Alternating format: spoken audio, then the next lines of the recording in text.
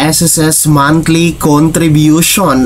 Magkano na nga ba? At kung maging miyembro ka ng SSS, ano-ano ang mga benepisyong maaari mong makuha? Lahat ng yan ating pag-uusapan sa buong video na ito. Hold up.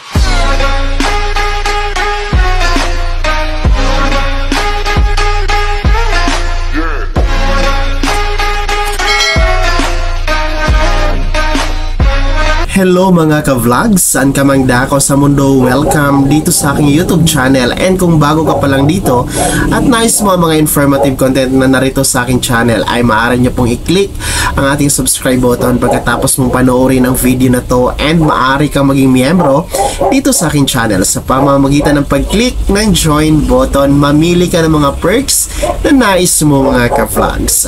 Para sa mga nagtatanong kung magkano nga po ang monthly contribution sa pagiging miyembro kay SSS, or yung tinatawag natin na buwan-buwan na paghulog para sa tuloy-tuloy na benepisyo kay SSS. So ngayon po mga ka-vlogs, as of April 2024, ang pagbabayad po natin sa ating SSS contribution monthly ay nagkakahalaga po yan ng 570 pesos. Yes mga ka-vlogs, 570 pesos ang ating buwanang hulog or buwanang contribution sa Social Security System. So updated po yan mga ka-vlogs. Pero sa paghulog po natin kay SSS ay meron naman pong mga kaakibat na mga iba't ibang benepisyo na maaari nating ma-enjoy at makuha mga ka-vlogs. Meron po kasing 7 benepisyo si SSS sa pagiging miyembro po natin sa kanya. Una po dyan ay meron pong tinatawag na sickness benefit, para po yan sa mga nagkakasakit or magkasakit po tayo. Halimbawa na tayo ay miyembro kay SSS, ayan, meron po tayong sickness benefit. Pangalawa, meron pong tinatawag na maternity benefit, para po yan sa mga kababaihan na nanganak.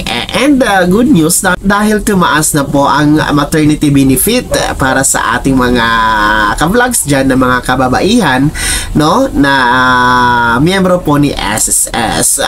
Meron din po tayong tinatawag na disability benefit mga ka-vlogs. Then meron tayong tinatawag na death na benefit, no, kung sakaling mamatay po ang ating mga miyembro sa SSS, meron pong makukuhang cash assistance yan mga ka-vlogs. And kasunod po, meron tinatawag na funeral benefit, kung saan habang nakahimlay po yung namatay na SSS member ay may makukuha po na funeral benefit. Meron din pong pension benefit, retirement benefit, no? Yan po yung mga ilan lamang dito sa SSS benefit na makukuha po natin, no, sa paghulog ng 570 pesos monthly contribution kay SSS. Aside sa mga benepisyong iyan, ay meron din po tayong i-enjoy ng mga other benefit, gaya po ng pag-avail ng SSS Salary Loan,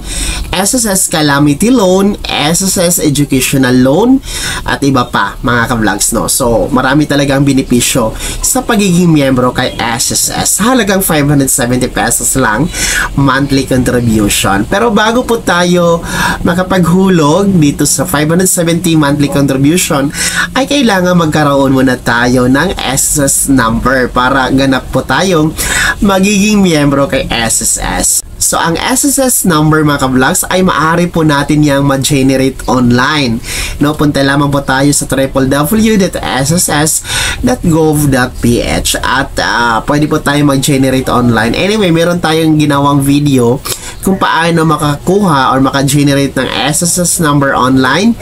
Ilalagay ko lang yung link sa description ng video na to para sundan yung mga ka-vlogs. Well, anyway, sa mga hindi marunong mag-online na kukuha ng SSS number, maaari po kayong bumisita sa pinakamalapit na SSS branch na nasa inyong lugar mga ka-vlogs, at mag-fill up lamang kayo ng form mga ka-vlogs. So, once kasi tayo meron ng SSS number, ay maaari na tayo makapagsimula ng paghulog ng ating buwanang contribution kay SSS. Well, anyway mga ka-vlogs, no, the 570 pesos, kung atin po yung i-divide into 30 days, no, 30 days in 1 month, ay meron lamang tayong 19 pesos na dapat i-save araw-araw. Kayang-kaya po yan mga ka-vlogs. 19 pesos a day, a total of 570 pesos a month.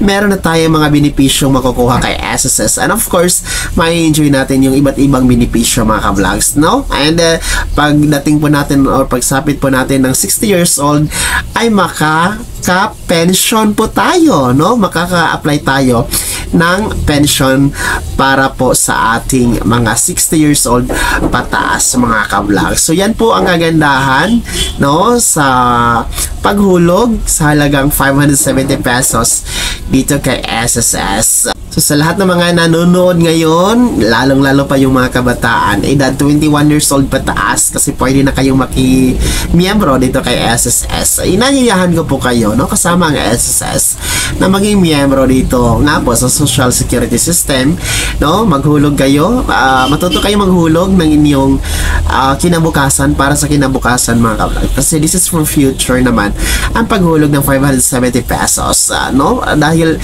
darating talaga ang panahon na aanihin din po natin yung mga naitanim natin na hulog kay SSS mga ka-vlogs. Sana'y naging gabay ang video na to kahit paano nabigyan tayo ng bagong kaalaman at bagong idea. Kung hindi ka pa nakasubscribe dito sa aking YouTube channel, maaari nyo pong i-click ang ating subscribe button na nasa baba. Huwag mong kaligtaan na i-turn on ang notification bell. Ilagay mo sa all para naman updated ka sa mga bagong videos na i-upload ko. Maaari mo rin i-like ang video na to. Kung meron ka pang mga katanungan, maaari nyo i-komento sa comment section na nasa baba. And you can follow me sa aking official Facebook page na nasa screen nyo. Muli po, ito si Daniel Tipawa na nagsasabing dito sa aking YouTube channel, Pawang Katotohanan at lahat totoo lamang.